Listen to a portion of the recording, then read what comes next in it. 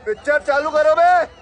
आप मुझे बताना चाहते हैं, सत्ता पक्ष के नेता बताना चाहते हैं कि ये सब आपके संज्ञान में था, लेकिन कोई भी एक ऐसी एजेंसी नहीं है हमारी सरकार की जिसको पता चला कि ऐसा हमला, ऐसा भयानक हमला होने जा रहा है हमारे देश में, कि पाकिस्तान में बैठे हुए इस हमले की योजना बन रही है कि हम भारत जाके हैवानियत करेंगे, 26 लोगों को मार डालेंगे, और हमें पता ही नहीं है।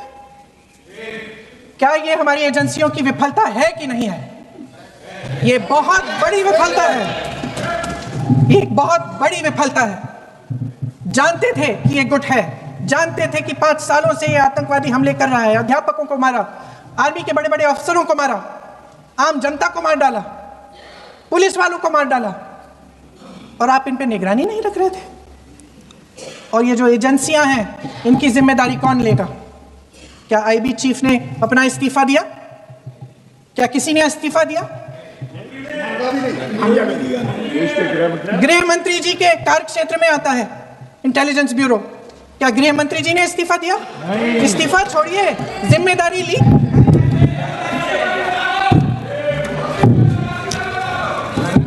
साहब देखिए, इतिहास की बात आप करिए, मैं वर्तमान की बात करना चाहती हूँ।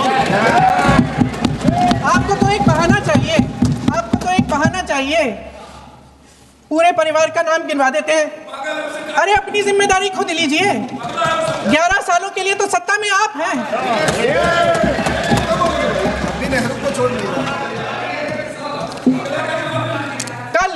कल माननीय गौरव गोगोई जी ने अपने भाषण में पूछा गृह मंत्री जी से, क्या आपकी जिम्मेदारी नहीं थी?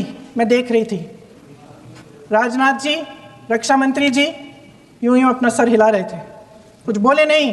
अंदर से महसूस हुआ होगा कि हाँ कुछ जिम्मेदारी थी, लेकिन माननीय गृह मंत्री महोदय जी हंस रहे थे, वे हंस रहे थे।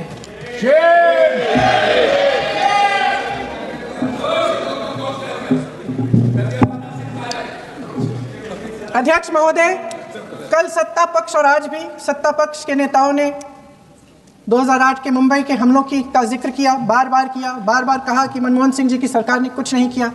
ये तो जानकारी होगी ना कि उसी समय जब वो आतंकवादी हमला चल रहा था, तभी उन आतंकवादियों को मार डाला था, एक बचा था और उसको भी फांसी दे दी थी 2012 में। महाराष्ट्र के मुख्यमंत्री ने इस्तीफा दिया। देश के गृह मंत्री ने जिम्मेदारी लेकर इस्तीफा दिया। एक जवाबदेही थी पब्लिक के प्रति, एक जवाबदेही थी इस देश की जनता के प्रति, इस देश की धरती के प्रति। हम एक शेर सुना करते थे, मुझे ज्यादा इसका ज्ञान तो नहीं है, लेकिन सुनते थे। लम्हों ने खता की और सदियों ने सजा पाई। आजादी के बाद से ही जो फैसले लिए गए, उनकी सजा आज तक देश भुगत रहा है। यहां बार बार एक बात का जिक्र हुआ और मैं फिर से करना चाहूंगा। अक्साई चीन की उस पूरे क्षेत्र को बंजर जमीन करार दिया गया, ये कहकर के तो बंजर है। देश की 38,000 वर्ग किलोमीटर जमीन हमें खोनी पड़ी। आदरणीय अध्यक्ष जी, मैं जानता हूं मेरी कुछ बातें चुभने वाली है।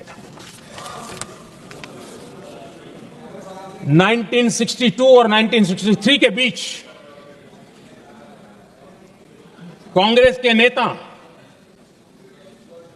जम्मू कश्मीर के पूंछ, उरी, नीलम वैली और किशनगंगा को छोड़ देने का प्रस्ताव रख रहे थे।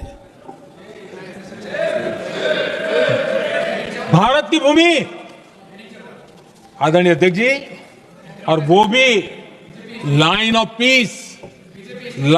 पीस के नाम पर किया जा रहा था। 1966 रण ऑफ कच्छ पर इन्हीं लोगों ने मध्यस्थता स्वीकार की। ये था उनका राष्ट्रीय सुरक्षा का विजन। एक बार फिर उन्होंने भारत का करीब 800 वर्ग किलोमीटर क्षेत्र पाकिस्तान को सौंप दिया, जिसमें छड़बेट भी शामिल है, कि कहीं उसको छड़ाबेट भी कहते हैं। 1965 की जंग में हाजीपीर पास को हमारी सेना ने वापस जीत लिया था, लेकिन कांग्रेस ने उसे फिर लौटा दिया। 1971 पाकिस्तान के 93,000 फौजी हमारे पास बंदी थे। पाकिस्तान का हजारों वर्ग किलोमीटर एरिया हमारी सेना ने कब्जा किया था। हम बहुत कुछ कर सकते थे, विजय की स्थिति में थे।